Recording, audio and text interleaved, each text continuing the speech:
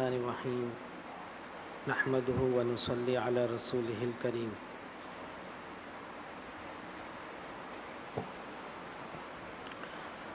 عن ابن عباس رضی اللہ تعالی عنہما قال قال رسول اللہ صلی اللہ علیہ وسلم حق الولد علی الوالد ان يحسن اسمه ويحسن ادبه عن ابی ہریرہ رضی اللہ تعالی عنہ قال قال رسول اللہ صلی اللہ علیہ وسلم اول ما ينحل الرجل ولده اسمه فليحسن اسمه عن ابی درداء رضی اللہ تعالی قال رسول اللہ صلی اللہ علیہ وسلم تدعون یوم القیامة باسمائکم واسماء آبائکم فاحسنوا اسماءکم عن ابن عمر رضی اللہ عنہ قال قال رسول اللہ صلی اللہ علیہ وسلم ان احب اسمائکم الی اللہ عبد اللہ و عبد الرحمن عن عائشہ رضی اللہ تعالی عنہا قالت كانوا في الجاهلية إذا أقوا عن الصبي خصبوا قطنة بدم العقيقة فإذا حلقوا رأس الصبي وضعوها على رأسه فقال النبي صلى الله عليه وسلم اجعلوا مكان الدم خلوقا او كما قال رسول اللہ صلی اللہ علیہ وسلم۔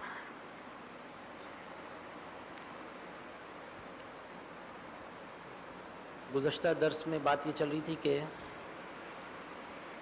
والدین پر اولاد کے کون کون سے حقوق متوجہ ہوتے ہیں۔ 4 حق کا بیان ہو چکا ہے۔ بچے کا 5واں حق یہ ہے کہ بچے کا اچھا نام رکھا جائے۔ اولاد ماں باپ کی ذمہ داریوں میں سے ایک ذمہ داری یہ ہے کہ اولاد کا اچھا نام رکھے۔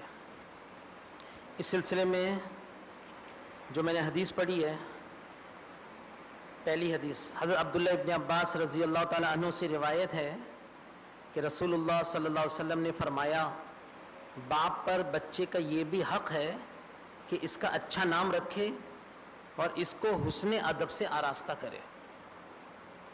حضرت ابو ہریرہ رضی اللہ تعالی عنہ سے روایت ہے کہ رسول اللہ صلی اللہ علیہ وسلم نے فرمایا آدمی اپنے بچے کو سب سے پہلا تحفہ نام کا دیتا ہے۔ آدمی اپنے بچے کو سب سے پہلا تحفہ نام کا دیتا ہے، اس لیے چاہیے کہ اس کا نام اچھا رکھے۔ حضرت ابو درداء رضی اللہ عنہ سے روایت ہے کہ رسول اللہ صلی اللہ علیہ وسلم نے ارشاد فرمایا کہ قیامت کے دن تم اپنے اور اپنے آبا کے نام کے ساتھ پکارے جاؤ گے، لہٰذا تم اچھے نام رکھا کرو۔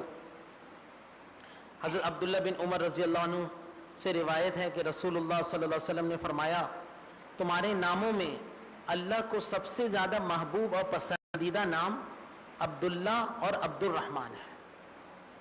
عبداللہ اور عبد الرحمن کے زیادہ پسندیدہ ہونے کی وجہ ظاہر ہے کہ اس میں بندے کی عبدیت کا اعلان ہے اور وہ چیز اللہ کو پسند ہے، لہٰذا اللہ کے صفاتی نام جو اس کے علاوہ ہیں وہ بھی رکھ سکتے ہیں، جیسے عبد الرزاق، عبد الصمد، عبد الرحیم وغیرہ وغیرہ۔ اسی طرح انبیاء علیہ السلام کے نام بھی پسندیدہ ناموں میں سے ہیں۔ وہ انبیاء علیہ السلام کے ساتھ نسبت کو ظاہر کرتے ہیں، ان کی طرف نسبت کو ظاہر کرنے کے لیے انبیاء کرام کے ناموں میں سے نام رکھنا بھی یہ نام رکھنے کے آداب میں سے ہے۔ چنانچہ رسول اللہ صلی اللہ علیہ وسلم نے اپنے صاحبزادے کا نام ابراہیم رکھا تھا۔ سنن ابی داؤد وغیرہ میں آپ صلی اللہ علیہ وسلم کے یہ ارشاد بھی مروی ہے سموا باسماء الانبیاء، یعنی پیغمبروں کے نام پہ نام رکھو۔ اس کے علاوہ رسول اللہ صلی اللہ علیہ وسلم نے بعض بچوں کے نام ایسے بھی رکھے جو معنوی لحاظ سے اچھے ہیں، معنوی لحاظ سے اچھے ہیں، اگرچہ وہ پیغمبروں کے معروف ناموں میں سے نہیں ہیں۔ مثلا اپنے نواسوں کا نام حسن اور حسین رکھا، یہ معنی کے اعتبار سے بہت اچھے ہیں۔ اور ایک انصاری صحابی کے بچے کا نام منذر رکھا، پہلے ان کا کچھ اور نام تھا، تبدیل کر کے منذر رکھا۔ الغرض اس بات میں رسول اللہ صلی اللہ علیہ وسلم کے طرز عمل اور آپ صلی اللہ علیہ وسلم کے ارشادات سے یہی رہنمائی ملتی ہے کہ باپ کی ذمہ داری ہے کہ بچے کا اچھا نام رکھے۔ یا اپنے کسی بزرگ سے رکھوائے. آپ صلی اللہ علیہ وسلم کے پاس لوگ اپنے بچے کو لے کر آتے, تہنیک کراتے اور نام رکھنے کی درخواست کرتے ہیں. آپ صلی اللہ علیہ وسلم نام تجویز فرماتے. یہ بھی ایک عمل ہے. ہمارے یہاں بعض اس میں اتنی کوتاہی پائی جاتی ہے کہ بعض لوگ ایسا نام رکھتے ہیں جس کے کوئی معنی ہی نہیں ہے. وہ نام رکھنے کے قابل ہی نہیں ہے وہ لفظ. بعض لوگ فلمی اداکاروں اور ٹی وی کے اداکاروں کے نام پر نام رکھتے ہیں. بعض لوگ انگریزوں, کافروں اور ملیدوں کے ناموں پہ نام رکھتے ہیں. خوب سمجھ لیجئے, جیسے نام رکھیں گے ویسے ہی اثرات پڑیں گے. جیسے نام رکھیں گے ویسے ہی اثرات پڑیں گے. دین اسلام ہمیں یہ سبق دیتا ہے کہ بچے کی پیدائش ہوتے ہی ہم بچے کے ساتھ ایسا عمل کریں کہ اس کے اندر دینی جذبہ پروان چڑھے. ہم ایسے نام رکھیں گے تو وہ بے دینی ہو جائے گا. ہم فلمی اداکاروں اور ڈرامہ کے اداکاروں کے ناموں پہ نام رکھیں گے تو وہ بے دینی ہو جائے گا. نام کے اثرات ہوتے ہیں.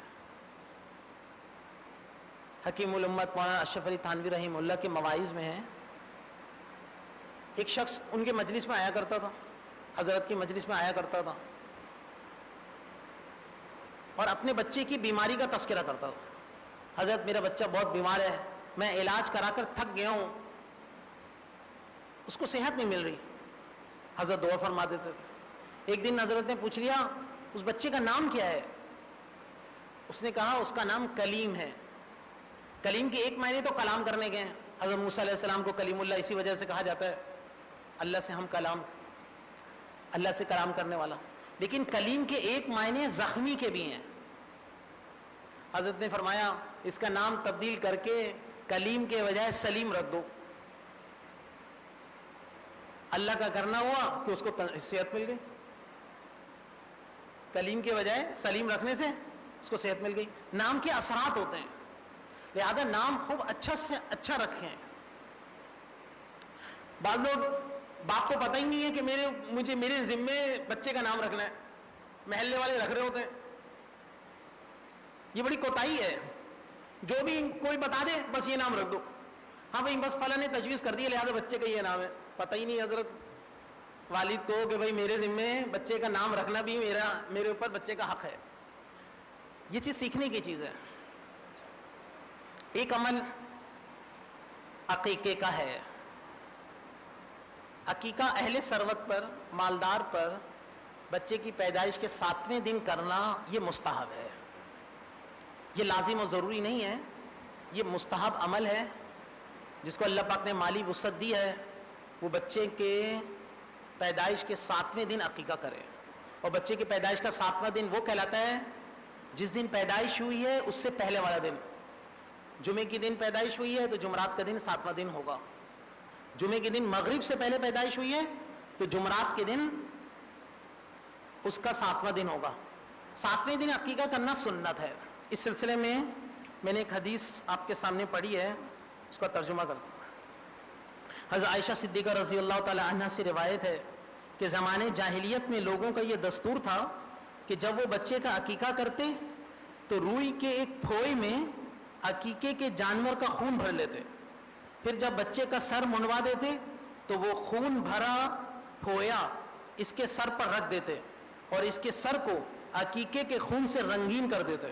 یہ جاہلانہ رسم تھی. تو رسول اللہ صلی اللہ علیہ وسلم نے فرمایا بچے کے سر پر خون نہیں بلکہ اس کی جگہ خلوق لگایا کرو. زمانے جاہلیت میں بھی عقیقہ کرنے کی ایک رسم تھی, لیکن اس میں کچھ غلط رسومات تھیں. آپ صلی اللہ علیہ وسلم کی ان کی اصلاح فرمائی, اس عمل کو باقی رکھا اس لیے کہ یہ ملت ابراہیمی کی نشانیوں میں سے ہے کہ قربانی کی جا رہی ہے. بچے کے لیے عقیقے کے طور پر خون بہایا جا رہا ہے. صحیح ہے. یہ اس کو آپ صلی اللہ علیہ وسلم نے باقی رکھا, اس کی ترغیب دی اور اپنے عمل سے بھی بتایا. وہ آگے ایک اور حدیث آ رہی ہے. اچھا, پہلے خلوق ایک مرکب خوشبو کا نام ہے جو زعفران وغیرہ سے تیار کی جاتی ہے. حضرت بریدہ اور ام المؤمنین حضرت عائشہ صدیقہ رضی اللہ تعالی عنہما کہ ان حدیثوں سے معلوم ہوا کہ عقیقے کا رواج عربوں میں زمانے جاہلیت میں بھی تھا، چونکہ اس میں بہت سی مصلحتیں تھیں جن کی طرف اوپر اشارہ کیا جا چکا، اور یہ بنیادی طور پر شریعت اسلامی کے مزاج کے مطابق تھا، اور غالباً مناسک حج کی طرح ملت ابراہیمی کے بقایا میں سے تھا، اس لیے رسول اللہ صلی اللہ علیہ وسلم نے اس کی اصل کو باقی رکھا اور جاہلانہ رسوم کی اصلاح فرمائی۔ حضرت حسن بصری رحمہ اللہ نے حضرت سمورہ بن جندب رضی اللہ عنہ سے روایت کیا ہے کہ رسول اللہ صلی اللہ علیہ وسلم نے فرمایا ہر بچہ اپنے عقیقے کے جانور کے عوض رہن ہوتا ہے، ہر بچہ اپنے عقیقے کے جانور کے عوض رہن ہوتا ہے، جو 7ویں دن اس کی طرف سے قربانی کیا جائے اور اس کا سر منڈوا دیا جائے اور نام رکھا جائے۔ عقیقے کے جانور کے عوض بچے کے رہن ہونے کا مطلب یہ ہے کہ بچہ اللہ تعالیٰ کی ایک بڑی نعمت ہے، اور صاحب استطاعت کے لیے عقیقہ کی قربانی اس کا شکرانہ ہے۔ کسی کے پیدائش ہو اور وہ عقیقہ کرے، در حقیقت وہ اس نعمت کے کا شکر ادا کرنا ہے، اور گویا اس کا فدیہ ہے۔ جب تک یہ شکر پیش نہ کیا جائے اور فدیہ ادا نہ کر دیا جائے وہ بار باقی رہے گا، اور گویا بچہ اس کے عوض رہن ہے۔ اگر ہم یعنی رہن ہونے کا مطلب کیا ہے؟ اگر ہم بچے کا عقیقہ کر لیں گے گویا کہ ہم نے بچے کے اس نعمت کے ملنے کا شکر ادا کر لیا اللہ کو۔ پیدائشی کے دن عقیقہ کرنے کا حکم اس لیے نہیں دیا گیا کہ اس وقت گھر والوں کو زچہ کی دیکھ بھال کی فکر ہوتی ہے۔ زچہ یعنی وہ عورت جس کے بطن سے بچہ پیدا ہوا ہے۔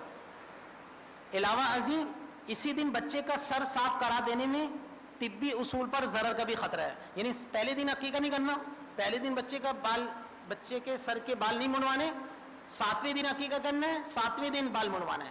تو کہیں گے پہلے دن اس لیے نہیں کہتے، طبی اعتبار سے ضرر کا خطرہ ہے۔ 1 ہفتے کی مدت ایسی ہے کہ اس میں زچہ بھی عموماً ٹھیک ہو جاتی ہے اور بچہ بھی 7 دن تک اس دنیا کی ہوا کھا کے ایسا ہو جاتا ہے کہ اس کا سر صاف کرا دینے میں ضرر کا خطرہ نہیں رہتا۔ اگر ضرر بچہ بال منڈوانے کا تحمل نہ رکھے، اس کے سر کی کھال نرم ہو اور نقصان کا اندیشہ ہو تو پھر اس میں اس کو مؤخر بھی کر سکتا ہے۔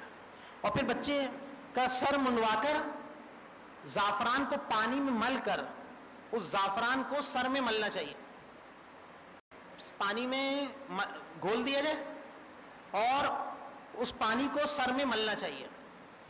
ایک تو سنت ادا ہوگی اور دوسری طبی اعتبار سے بھی فائدہ ہے کہ کیونکہ زعفران کی صفت جو ہے وہ گرم اور خشک ہے، بچے کے سر میں ملنے سے بچہ گرد و پیش کے موسم کے اثرات سے اس کا دماغ اور اس کا سر محفوظ رہے گا اور بچے کو نزلہ نہیں ہوگا۔ یہ سنت بھی مفقود ہے۔ آپ صلی اللہ علیہ وسلم نے کیا فرمایا کہ خلوق مل دیا کرو۔ تم پہلے زمانے جاہلیت میں عقیقے کے جانور کا خون ملتے تھے، آپ صلی اللہ علیہ وسلم خلوق یعنی زعفران مل دو، تو ہم اس سنت پر عمل کریں۔ یہ سنت بھی مفقود ہے، لوگوں کو پتہ ہی نہیں ہے۔ اور بال منڈوا کر اس بال کے وزن کے برابر چاندی یا اس کی قیمت صدقہ کریں۔ بال منڈوا کر اس بال کے وزن کے برابر چاندی یا اس کی قیمت صدقہ کر دیں، جس میں آگے حدیث میں ہے کہ وہ 1 درہم کے بقدر آپ صلی اللہ علیہ وسلم نے حضرت حسن رضی اللہ تعالیٰ عنہ کی پیدائش پر عقیقہ کیا اور فاطمہ رضی اللہ عنہا نے فرمایا کہ تم اس کے بال کے وزن کے برابر چاندی صدقہ کر دو۔ جب اس کو وزن کیا گیا تو 1 درہم کے برابر تھا۔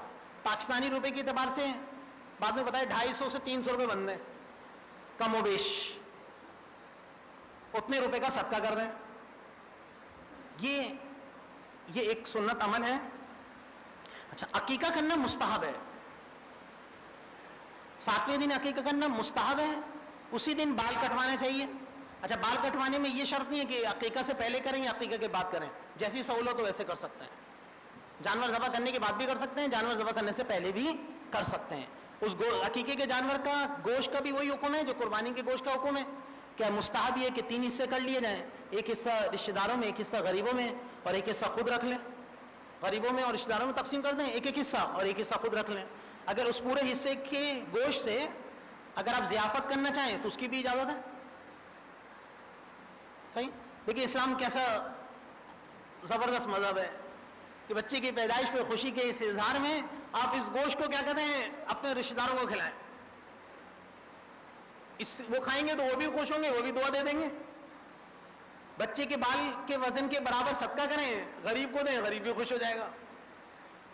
اللہ پاک ان باتوں پر عمل کرنے کی توفیق نصیب فرمائے, ان مسائل کو سیکھنے, سمجھنے اور اللہ